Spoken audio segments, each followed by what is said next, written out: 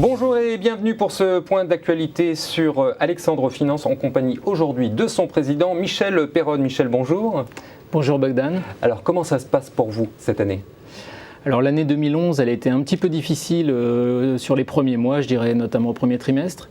On avait dans notre gestion des choix très tranchés, pas de valeur bancaire, pas d'automobile, cimentière, producteur d'acier, on va dire pas de cyclique d'une manière générale. Et ça vous a pénalisé ? Voilà, beaucoup, ça nous a beaucoup pénalisé, surtout on va dire au premier trimestre de l'année. Et beaucoup de clients d'ailleurs à cette époque-là nous ont un peu challengé sur nos convictions.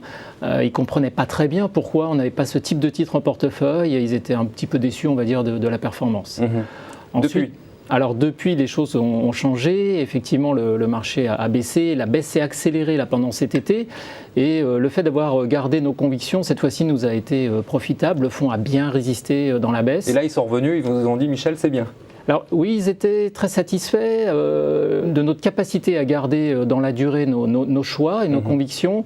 Et je pense que pour eux, c'est rassurant d'avoir des points de repère clairs et précis auprès de leurs asset managers dans des périodes comme aujourd'hui qui sont très troublées. Alors Michel, pourquoi cette défiance vis-à-vis des banques ?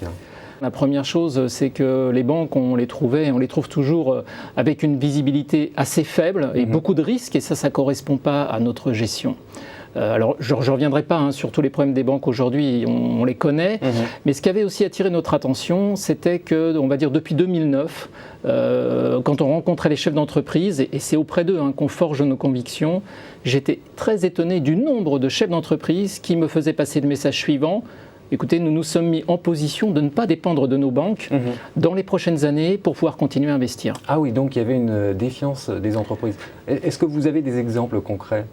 Le patron de L'Oréal, par exemple, M. Egon, à chaque présentation de résultats, a toujours insisté sur le fait qu'il était très heureux d'avoir beaucoup de cash à son bilan et qu'il n'envisageait pas de faire du levier auprès de ses banques en s'endettant. D'accord. Je pense qu'en 2010, quand Michelin fait son augmentation de capital, qui est d'ailleurs pas toujours bien comprise à ce moment-là par le marché, la motivation profonde, là aussi, c'est face à un programme d'investissement important qu'ils ont à mettre en œuvre en Asie et au Brésil, par exemple, en Amérique du Sud, d'avoir les moyens en propre, par leurs fonds propres et par leur cash flow, de le financer sans être obligé de retourner voir leur banquier. Et en arrivant dans le studio, vous me disiez également que vous aviez un exemple personnel, concret.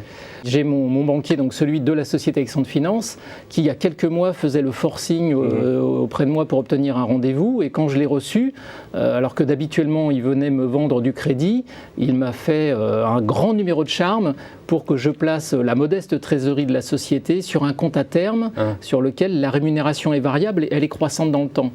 Donc finalement, il ne venait pas me vendre du crédit, mais il venait chercher mon cash. Ce n'était pas vraiment pour me rassurer. Et vous êtes très favorable aux entreprises, vous y croyez beaucoup. Qu'est-ce que ça veut dire ? Ça veut dire qu'en fait, les entreprises aujourd'hui sont très solides. Je dirais même que depuis 20 ou 25 ans que j'achète des actions, j'ai jamais eu en face de moi des entreprises aussi solides. Notamment solides financièrement, avec des bilans très solides, beaucoup de cash et des cash flows importants qui sont capables de financer. Et ça vous rassure, ça ? Alors oui, ça c'est très rassurant, surtout dans le contexte actuel. Cette capacité à pouvoir continuer à investir, je dirais quoi qu'il arrive, ça c'est une force aujourd'hui. Oui, mais si la crise s'aggrave, vous pensez qu'elles tiendront ? Parce qu'il y a toujours un petit décalage dans le temps, on l'a mesuré en 2008. Est-ce que là, ça tiendra ? Pour l'instant, a priori, oui. Mais dans les 3 mois à venir ? Oui, elles sont capables de tenir pour 2 raisons. La première raison des activités qui sont bien diversifiées géographiquement, donc elles sont capables d'aller chercher la croissance, je dirais, là où elles se trouvent, notamment dans des zones dites émergentes pour certains business. Et puis surtout, elles ont aujourd'hui une capacité et une vitesse d'adaptation qui est très grande. Et je crois que la meilleure illustration, c'est regarder ce qui s'est passé après la crise de 2008, très très rapidement.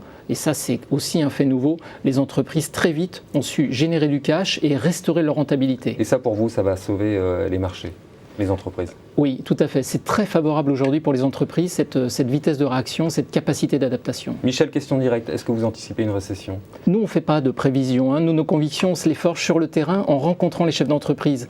Et je peux vous dire que depuis le mois d'août en particulier, on en a rencontré beaucoup. Et ce thème, cette question-là a été abordée.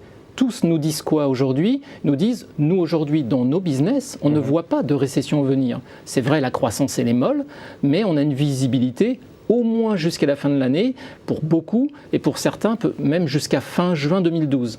Donc cette récession, aujourd'hui, elle n'est pas dans les faits. Donc plutôt elle n'est pas là. Croissance molle. Croissance molle, oui, nous on ne sombre pas dans un pessimisme ambiant là, qui gagne un petit peu les marchés. Vous arriverez à gérer. Oui, tout à fait. Même une croissance molle. Oui, parce que justement, les entreprises dont on parle se sont mis dans la capacité de générer de la croissance même dans cet environnement-là. C'est ça qui nous rend confiants. Et les plans de rigueur, c'est bon, c'est pas bon? Il fallait peut-être s'inquiéter avant, quand les États s'endettaient déjà à des niveaux très élevés et continuaient à creuser ces déficits. Ces plans de rigueur, ils vont nous permettre d'aller dans le bon sens, donc nous, ils nous rassurent. Ils vont permettre aussi, quand les premiers effets bénéfiques de ces plans vont être constatés, de ramener la confiance dont on a besoin. Et ça, c'est très bon pour les entreprises et c'est très bon pour les marchés actions aussi, pour leur valorisation. Et là aussi, vous êtes capable de gérer dans des situations comme ça, avec des plans de rigueur un peu partout en Europe? Oui, les entreprises, ils sont préparés. Et Votre portefeuille, oui, tout à fait. Voilà, celle qu'on a choisie, bien sûr, je parle de celle-là. Ces entreprises-là sont capables de résister à ces plans de rigueur.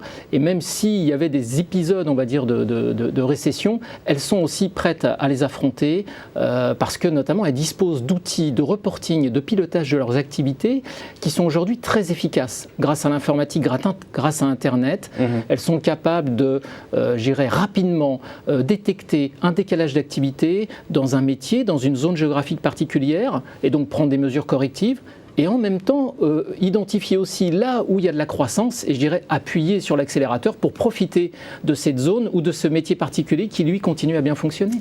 Michel, merci beaucoup. On terminera sur cette note positive. Merci Bogdan.